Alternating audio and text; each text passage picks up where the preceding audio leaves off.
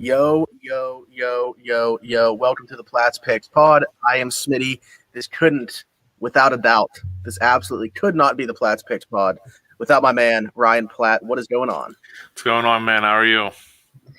I'm feeling good. I don't know if you could tell how much energy there was behind that intro, but last week was a pretty good week, and the week previous was okay. Last week was really good.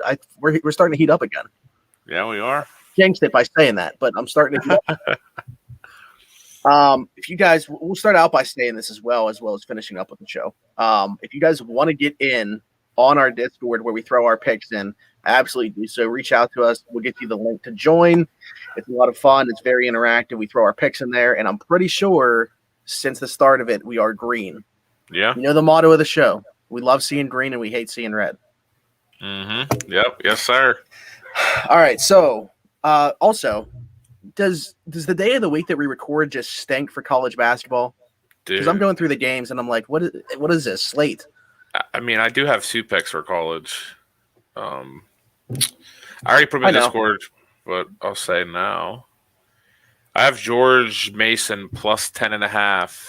Oh, I got him at plus 12. But yeah, I got George Mason as well. Cool. Plus 10 versus Maryland. Okay. Then St. John's plus 5 against Indiana. Okay. I think, honestly, St. John's might win this game outright. Ooh. Plus 200. Like, I don't understand why the line's 5.5. Maybe because Indiana's been winning their games by like 20, but they've played nobody. I think they're really close on paper. And St. John's brought Champagny back. You know, Justin's brother. You know, Yep. Julian, who was a way better scorer than him last year in college, and now they got him back. I think Indiana's going to struggle tonight. All right. There it is. My other pick, so I also have George Mason. I got them at plus 12, like I said. I get UNI plus 13.5 against Arkansas. It's a pretty popular bet going through my action accounts. A lot of people I trust. Honestly, the reasoning behind it, no idea. It's just a pretty popular pick, so I'm going to ride with it. One of my favorites people on action, they're like plus 300 units or something like that, betting college basketball. They're on this as well, so I'm just kind of riding with them on it. Do you know anything about either of these two teams this year? Because I have not paid attention to UNI. Arkansas is pretty decent, but I mean, from what I saw earlier, I would have taken UNI as well. Yeah, 13.5.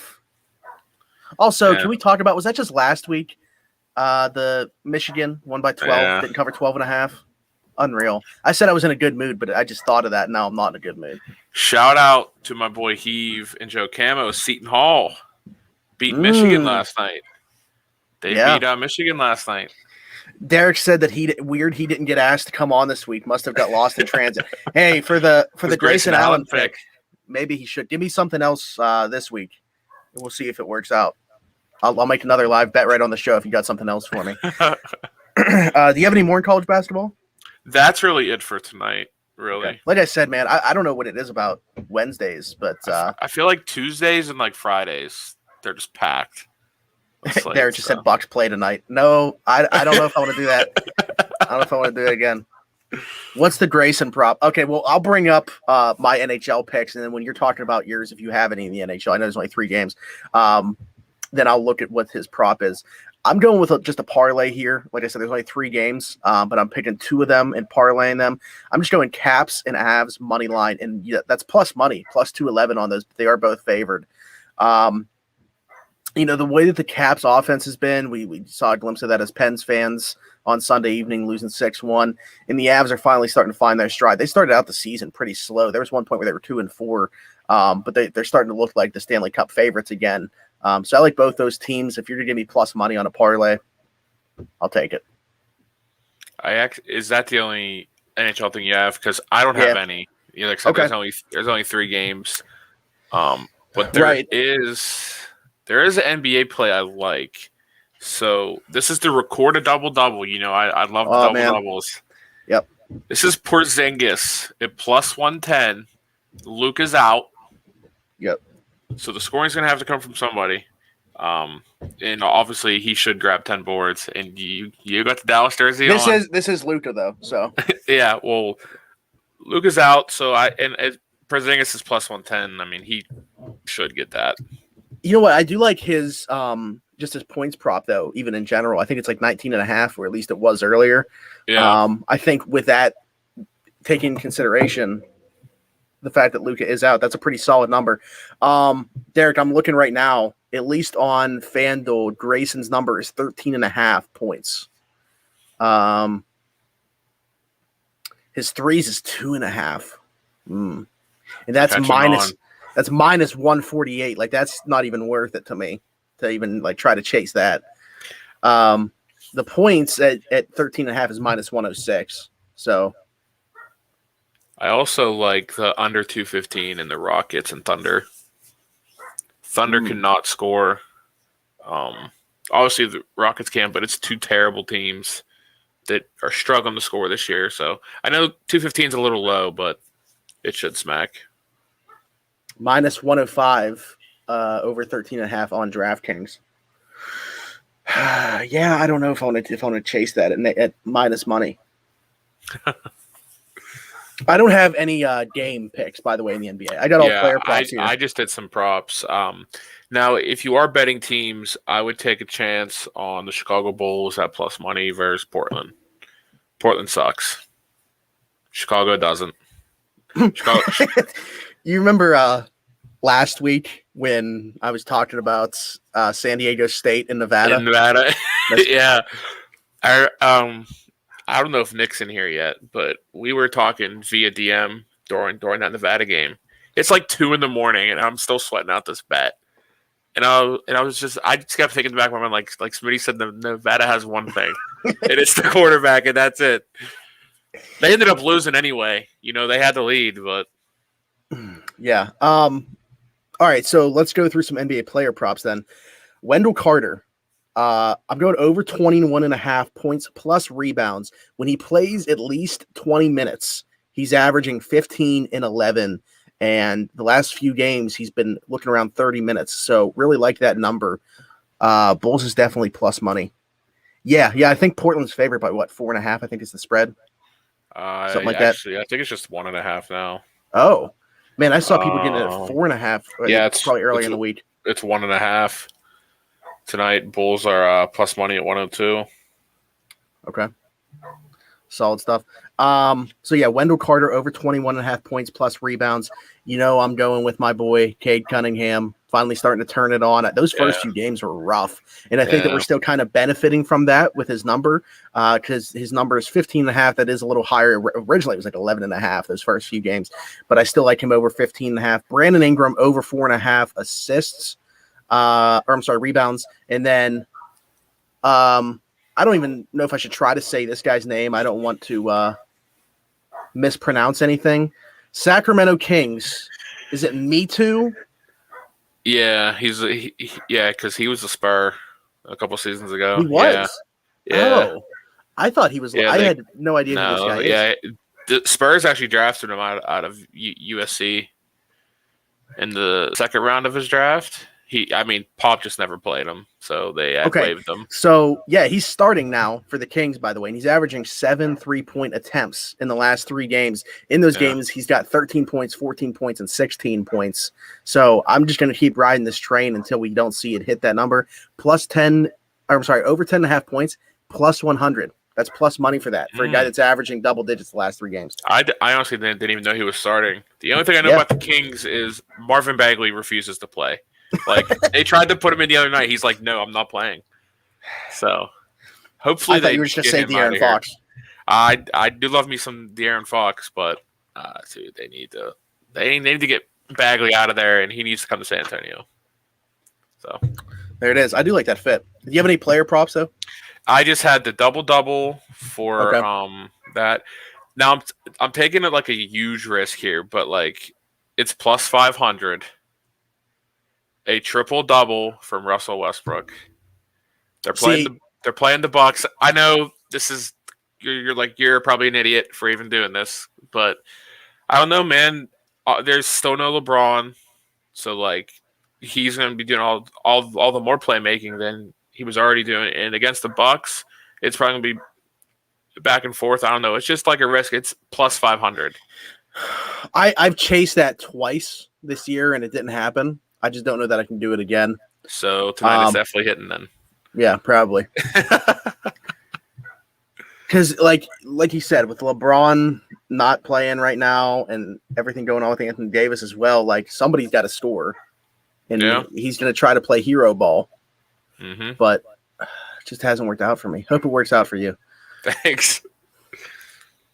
I think that's all I got NBA wise.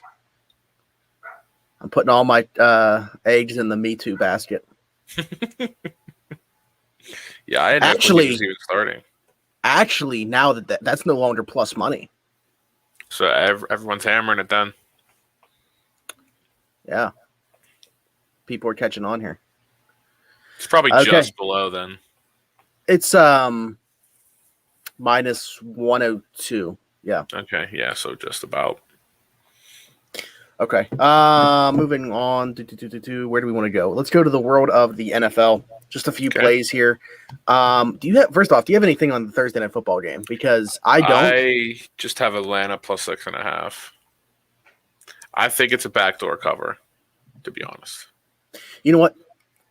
Give me 1 sec. Because I didn't even look at the player props here. I don't know if there's anything interesting. Let's see.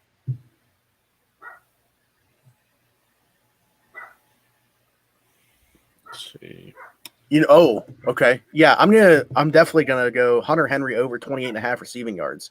I feel like he's kind of started to like heat up and become a bigger part of that offense. He's got 7 touchdowns on the year as well now, which is crazy.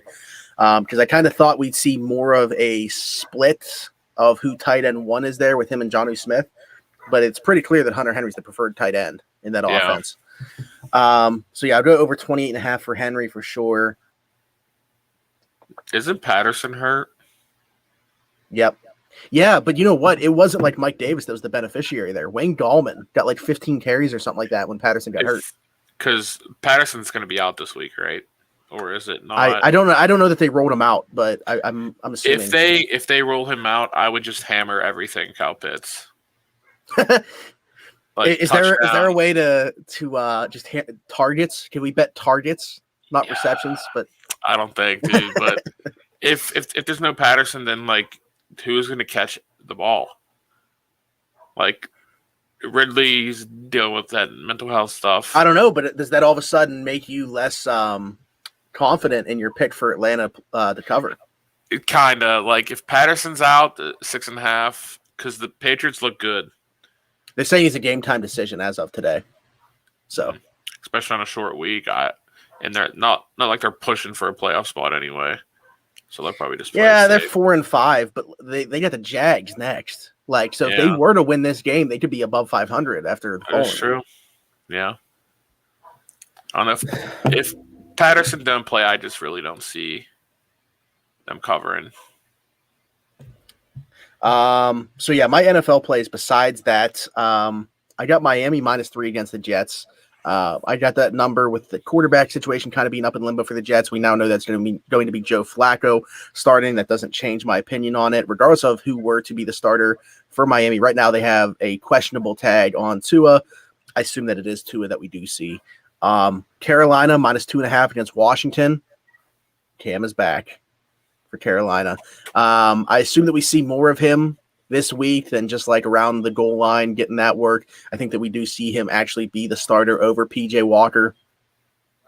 And I think that, going up against his old head coach, Ron Rivera on the other side, I think this is a good one.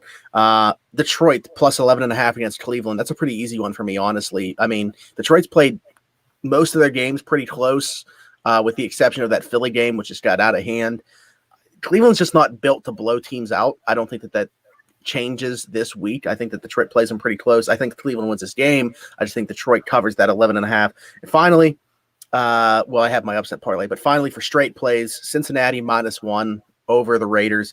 I think that the wheels are going to start to come off there for Vegas. After that loss to Kansas City, I haven't been a believer in the Raiders. I mean, I think that Derek Carr was just playing way over his head, keeping them afloat with everything else. And I give him a ton of credit for doing that, by the way, with everything else that's been going on in that building, for him to play the way that he had been.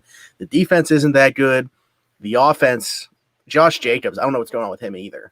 by the way. Like he needs to take some of that work away from Derek Carr and take the workload off him, but he hasn't been able to do it. He is not having a good year. I would know as a Josh Jacobs Dynasty League fantasy owner. I just don't see it. Really, that offense, Derek Carr, Darren Waller's kind of in a slump too, and Hunter Renfrow. Yeah. That's really the only things going for that offense at all. Actually, I think that the Raiders should. This is totally on the other side, but I think the Raiders should go full rebuild, regardless, at the end of the year. I mean, they're just not even there. Here's the thing: do you mean even from like a clean house in terms of like getting Mike Mayock out of there as GM? Because I don't trust him to rebuild this team with what he's drafted. Like they need to get him out of there because they had all like we were talking before the draft. They had all those picks and didn't do anything with them. They should have been able to like rebuild this pretty quickly from 2019 on. Yeah, like they had all those first round picks and they couldn't do anything with them. 3 in 2019, 2 in 2020. In the later rounds, they hit, but you have to hit in the first round when you have 3 first round picks. Cleveland Farrell 4th overall. I mean, that looked like a bad pick at the time, and it's been even worse. Luckily, what's taken a little bit of flack away from that, I'll say, is how good Max Crosby has been on the other side of that as a pick. Yeah, he's been really good. So NFL. So I actually have 2 upsets, I guess, technically. Okay. Plus money. I'll just go with the first one. I'm taking Dallas money line against KC. Dallas is rolling. I think this will be very high scoring. KC's defense is not that good. And Dallas Dallas has one of the best offenses in the league.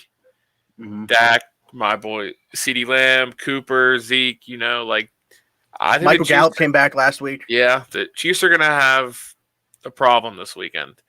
So kind of just got to hope that they can score with them because they're obviously not going to stop them. That's actually the game I'm most looking forward to this week. Yeah. Then I also have Green Bay minus 2.5 against Minnesota. Green Bay's rolling. A.J. Dillon runs the ball like a grown man. He just runs through everybody. He's got those tree trunks for legs, man. Yeah, he's I mean, listen, I love Aaron Jones too, but I was not a fan of the A.J. Dillon pick because of having Aaron Jones.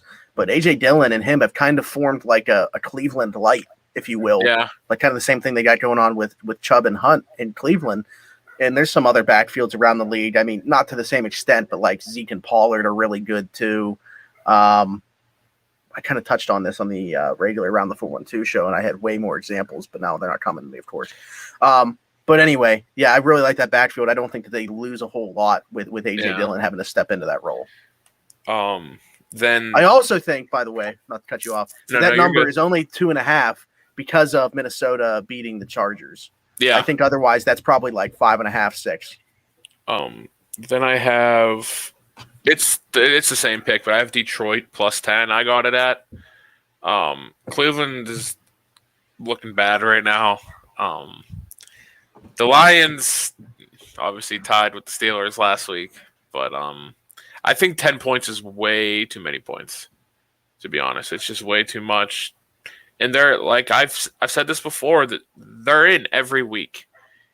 Lions are in every game except for like 1 or 2 of them. Yeah. Yeah, Cleveland's not built to blow teams out. That seems like way too high of a line. Yeah. Actually, Drew, real quick, shout out to Drew. He's going Detroit Moneyline this week. He thinks Detroit gets their first win against Cleveland. Honestly, I can see it. Honestly, it's kind of nuts, but they keep getting closer. Tying last week. This could be the week. Now this might surprise you. Actually, I hope not, but I'm going Colts plus 7 against the Bills. Hear me out. Okay, the Bills have struggled lately. Mm-hmm. They haven't looked the same. The Colts are playing way better football. Jonathan Taylor is playing like the best running back in the league. He's obviously top 5, but he is destroying right now. Carson Wentz is playing better, has not turned the ball over. Pittman's balling too. Their defense is coming up. They might even win this weekend. They might even upset the Bills this weekend. You said this might surprise me. I think it's time to go to Smitty's NFL upset parlay. Okay. I got the Saints over the Eagles, the Cowboys over the Chiefs, and the Colts over the Bills. All three of those picks. Listen, I think that the Colts win this game very similarly to the way that the Steelers beat Buffalo in week 1. They're going to play really good defense, and I think that the Colts can run the ball better than the Steelers do as well. Not to say like there's this huge gap in between Jonathan Taylor and Najee Harris, but I think that there's a gap between the Colts offensive line and the Steelers offensive line. Jonathan Taylor, right now, for my money, I think that he is playing as the best running back in football. So I like the Colts here. I really like the Saints over the Eagles. Now, the one that I'm a little torn on is going Cowboys over Chiefs, but those three together, you get plus 1,586 odds on that. You want to know the reason I added that third game? Is because with just the first two, the odds are plus 666, and I couldn't have that, so I had to find a third game to include into the upset parlay. And listen, I mean, the Cowboys can definitely do it. Like, did the Chiefs maybe turn a page on Sunday night and find things on offense that they need to do going forward? Absolutely. You mentioned that this could be a very high-scoring game. If you wanted to, maybe you just go the over if you don't want to pick Dallas to win this game.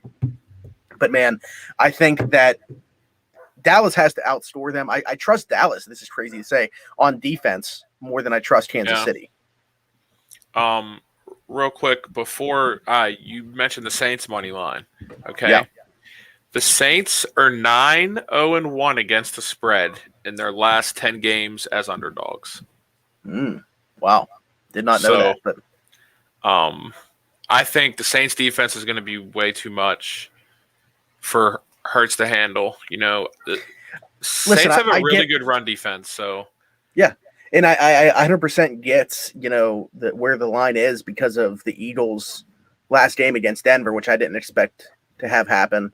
Yeah, but, you know, I can't completely change how I feel about a team just based off one game. Yeah. And I don't think the Eagles are that good. No, me either. You got anything else in the NFL? That is it for NFL. Okay. Finally, college football.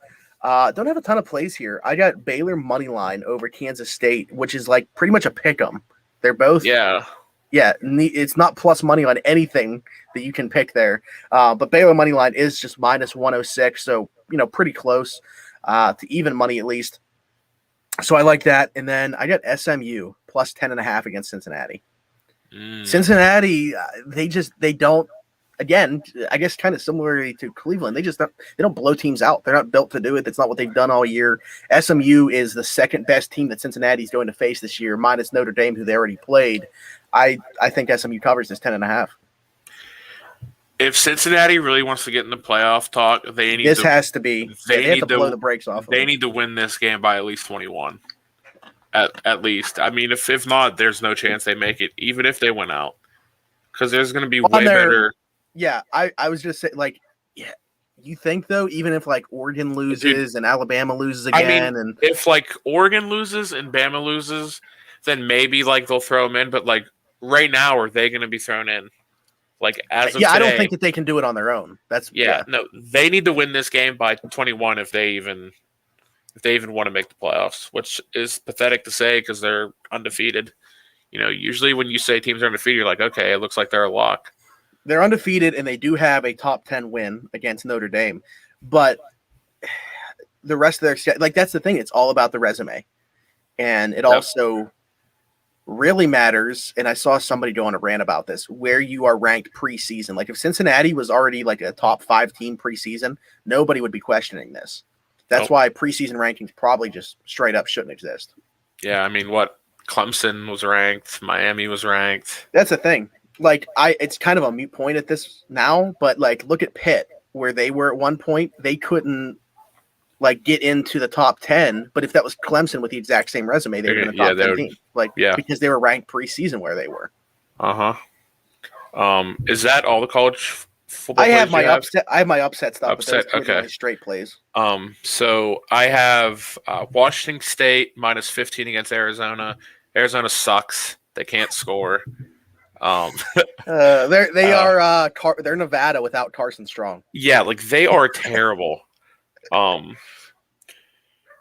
So they should win that with ease. Then I have the under 56 in UMass and Army. UMass, again, not a good football team. They are 1-9.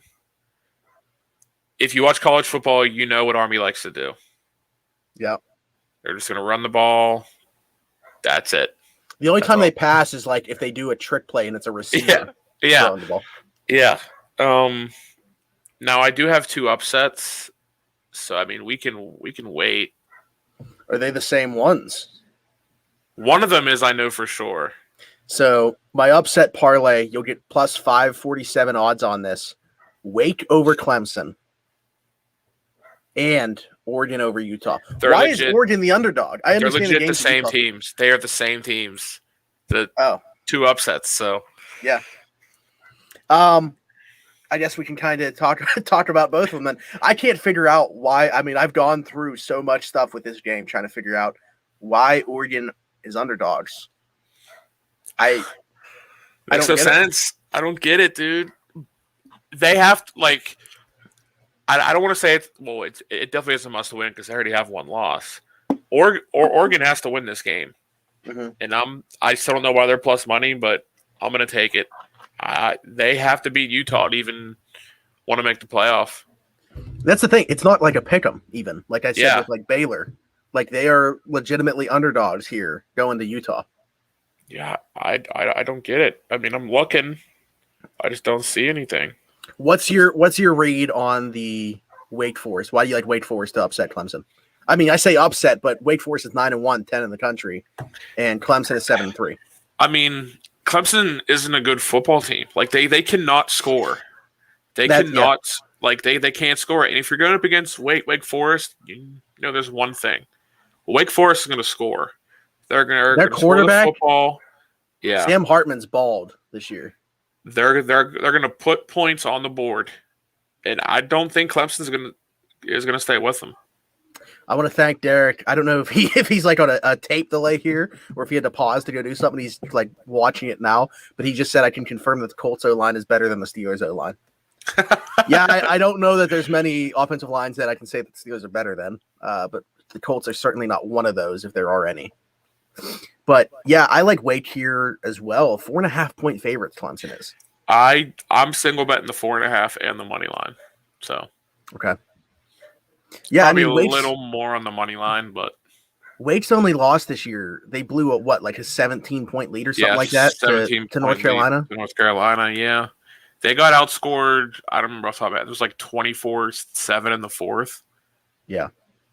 Which I actually had North Carolina in that game, covering 2.5. I was happy about that. Yeah, I mean, I had Wake Forest, but I mean, they were in control the whole game, and I don't know what happened in the fourth. But listen to the amount of points that Wake has put up this year, okay? 42, 41, 35, 37, 37, 40, 70, 45, 55, 45. Yeah, like I think what's the most Clemson has scored this year? 24, maybe. That's not a lot. They put up 30 the past. Okay, 30. Oh wait, no, they just put up 44 against Connecticut, but against UConn. Yeah, they put up 30 against Florida State and Louisville, and they put up 49 against South Carolina State week 2. So, it's not every week. 14, 3 against Georgia, 14 against Georgia Tech, 21 against NC State, 19 against Boston College, 17 against Syracuse, 17 against Pitt. Dude, I'm telling you, Wake Forest is more in line with those teams in terms of where they're at instead of the South Carolina States of the world. Yeah, they're going to have to score because Wake's going to put up points. I just don't see it happening unless their defense completely balls out and completely shuts down Wake Forest. Now, I had a lot of trouble finding a super upset this week. I really liked my pick last week. It did happen. Texas Tech at home took care of business at plus 310. Underdogs. This week, my only read on this is big shout out to the Highsmith family launching their merch on their website. We're going with Charlotte plus 440 to beat Marshall. They are 14.5 point underdogs, and I got them outright. Why? Alex Highsmith went there. That's it. That's it. That's good reasoning. Hey, he balled on. He was one of the few guys that I thought balled out on Sunday, and I think he played really good. Now without TJ potentially, at least for this game against the Chargers, that's got to continue. Melvin Ingram ain't walking back through those doors. So, so that's it for our college plays, right? Because I want to get into something else. Obviously, this is like a gambling show, but like I need to know your thoughts. Who are you picking for Heisman? Oh, I mean, I know Derek's a big college guy too, so I mean, I would like to hear his thoughts. This changes every week, man. It really does. I mean, for me, like I'm being biased. Yeah. Like I'm gonna say Kenny Pickett just cause, but I don't think he's gonna win it. But I want him to. I mean, is it Stroud? I mean, he's looked great. Kenneth Walker's looked great. Here's the thing. I'm going to say it's going to be CJ Stroud because I think that you look at, and this is going based off projection, you look at who Ohio State still has to play and assuming that they win out. It's 2 top 7 teams. Yeah, like that resume that he could potentially have should put him, like he's the favorite right now. He's the betting odds favorite right now. And I'm just looking at what's left on the schedule and should Ohio State take care of their business. And he plays great. Yeah. I mean, I think just last week or the week before, I was on the Kenneth Walker of Michigan State train. So after that 5 touchdown performance against Michigan. But I think he's still like third, somewhere around there. But I always have it's going to be a quarterback. You know what I mean? Like, and there's not like another quarterback like Bryce Young at Alabama. Yeah, I see a lot of talk about him. No, that's just a hard pass for me. And then Kenny Pickett's fifth right now, sixth right now? No, fifth. Yeah. Right now. At plus 4,000 on FanDuel.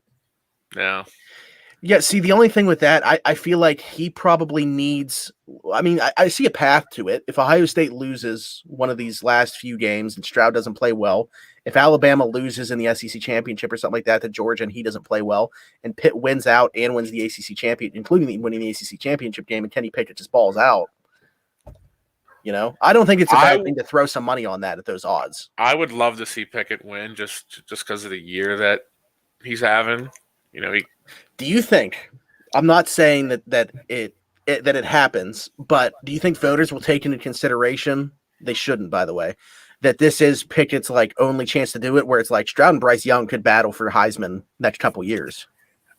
I mean, they probably shouldn't, but I mean, no, absolutely. If you want to guilt trip us into a Heisman Trophy, fine, give it to us. You want to know who's also been like fantastic, and I think he's only a sophomore, is Jordan Addison. Oh yeah, like he is playing out of his mind. So yeah, he's looking like a top 2 round receiver right now for the following year's class if he wants to come out. I mean, we'll see. It's what do you think about? Like this, who do you think's the best receiver in this current class coming out? I mean, look at Ohio State's receiver. Ohio State's ridiculous for the receivers, but because I didn't think that somebody would surpass Chris Olave for me, and then his own teammate did it. I think it's Garrett Wilson. That's what I'm saying. Like Garrett Wilson for me is the number 1 wide receiver, and it's crazy because I was so big on Olave. Like I wanted Olave to come out. I can't believe he came back. I can't believe he came back. What is his name? I can't believe I'm blanking on this. The Purdue wide receiver. What's his name? What is his name? I hope Derek's still in here. Is it David something? Is his last name Bell? Oh, yeah. Shout out to Derek Bell. He's really good too. But I think the best receiver in the class is Garrett Wilson. That's funny. It is, David Bell. He's 75 receptions, 1,100 yards, 5 touchdowns, 122.9 yards per game, 108 targets. I thought they used him more like on jet sweeps and as a runner a little bit. He only has 3 attempts this year. Now, obviously, since we're already talking about 6'2", 205. Yeah, I like that he's size too. Now since we're talking about the draft real quick, do you really think Pickett goes first round? Like, is there some actual Because of the class, I absolutely think buzz? he does. Yeah. There's going to be, regardless of how bad the class, like this isn't like 2013 quarterback class bad, but it's not a great quarterback class. And I think he's going to benefit from that as much as he is like his own success this year too. Like, I think it's a twofold thing. Yeah, I saw someone tweet out I forget what account, but they were like, see, he goes 16th first round of the Browns. Mm-hmm. I'm like, go anywhere else. Yeah. I don't care. Just do not go to Cleveland, man. Well, that's the only team that you have to worry about in the division, potentially, taking one. I like coming into the season, like I thought Pickett would get drafted, but I never thought that it would get to this point. What is this? Wednesday, 11/17. Are these just all this guy's picks? This is phenomenal. Why don't more people do this in here? Pacers, hey, Lakers +9, Timberwolves, Suns. Sue my lawyer. He's loaded. Yeah, well, what does that last part mean? I mean, I love the picks. Kraken. Oh, they're playing. Okay. Yeah, the Kraken are the third NHL game the one I didn't pick. I love it. Marty McSuperfly. Yeah, I mean, but I just never thought Pickett would even like. I would always say it as a joke, like, "Oh, Pickett's going to go first round," but like now it's like, wow. I'd be more surprised if he didn't. Yeah, like I don't know what would happen. He'd really have to collapse these last couple games and then have just like a horrible draft process, I think. Do you think like his like age is a concern anywhere? You think? Because I know he's like, what is he? 20, 23, 24. Look at Joe Burrow, though. I mean, he's older than Lamar Jackson already. Yeah, yeah, that's true too. I just not that I'm trying to compare Kenny Pickett to Joe Burrow. I'm just saying, like from an age standpoint, coming into the league, like he's not Brandon Whedon coming in at like 28, 29. Yeah, and he still won first round. That is nuts. Yeah. So yeah, I would be more surprised if Pickett didn't go first round. I expect that he's going to like also really impress teams off of the field. And I think that they're going to fall in love with him through interviews. Like, I assume that he's going to be at the Senior Bowl. I think he'll accept that invitation. They really wanted him there last year. He was invited last year, wasn't he? So yeah, and then he decided to go back. So I'd assume that he goes to that this year and blows teams away. I'm excited for him. It's pretty crazy to think. Like, I remember when he upset Miami, man. Like, everyone's like, this dude's like the next Dan Marino. And then obviously, like, there was no way he was going to live up to that. And then he had like his lowest of lows where he passed for like 8 yards against Clemson in that ACC championship. Yeah. And everyone wanted him gone. And now here he is, probably a first round pick. Last game at Hines on Saturday. So if you can go. Oh, real quick. Back Hines. Too, I do want to say, this is part of the Around the 412 branch of content, the Platt's Picks Pod. So I haven't been able to show this stuff off yet, but now I can. If you guys are familiar with our Rockin' Around the 412 mission, every single penny that gets donated to us goes directly to families in our area. This is year 4.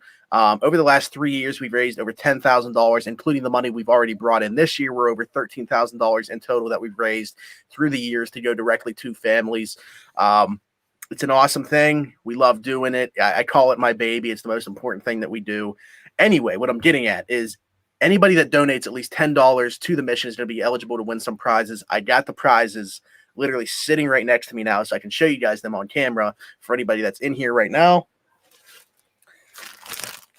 Joe Hayden, autographed jersey. Please come back soon. They're very thin at corner and need you back, pal. Mid-foot sprain. This one, this is the first time that I've ever. I don't even have this myself.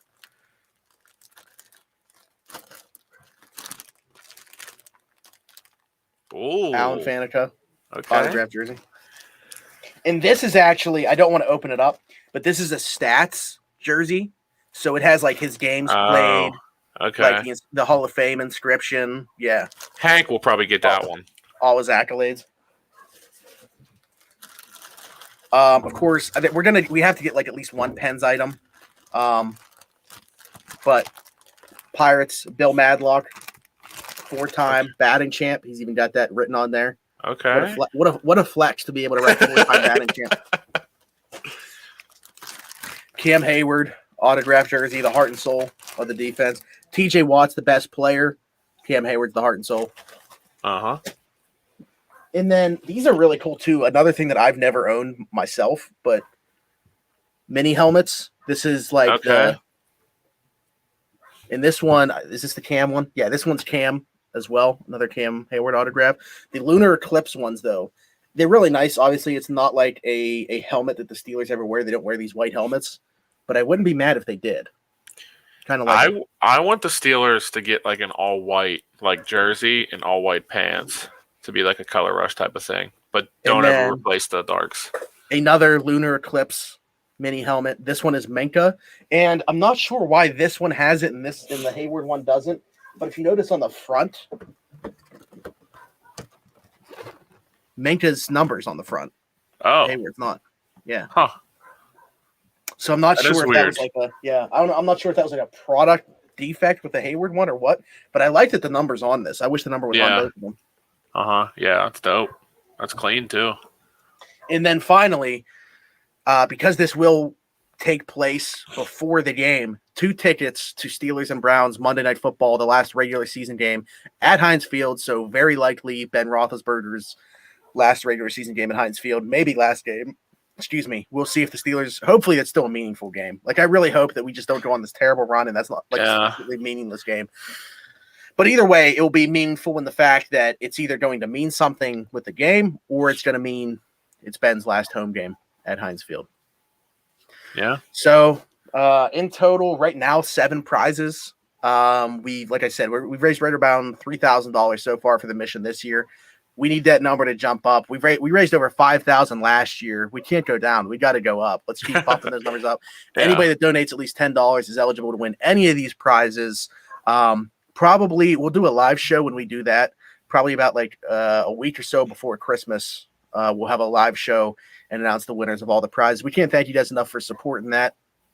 Again, every single penny that gets donated goes to those families. Your money does not go to the prizes at all. Tyler and I purchased those and rewarded you guys for being great people and helping make Christmas happen for families in our area. Last year, we were able to help 5 families, which was awesome. So that was crazy. At least be able to do that again. Yeah, dude, like their lists were just like, some of them, it was like, we'd like pry them because like, it's just crazy for me because I've never struggled like that. Like I've had literally everything that I've always wanted my entire life. So to have people like, feel just so happy to get like the smallest thing, like they would have been happy with one gift. I had to like pry them in like, I was just like, we have enough money left over. We're getting them all on Nintendo Switch. So I remember that. We did that. Yeah, we did that. And they were just like blown away by it. So, I mean, like I said, it really does mean the world to me to be able to do. I don't personally fully comprehend that because as a kid, like I said, I've had everything that I've ever wanted, but I acknowledge and recognize that I've been very blessed and it's not that way for everybody. So I'm very happy to be able to do that along with everybody that donates, with Tyler, Ryan, you're part of this now. So with you, with Sarge, with everybody that chips in. So can't thank you guys enough for helping out with that. Can't thank you guys enough for watching this episode of the Platt's Picks pod. So without further ado, all we got to say is we love seeing green and we hate seeing red. We'll see you guys next time. It's been Smitty. It's been Platt. Best of luck this weekend.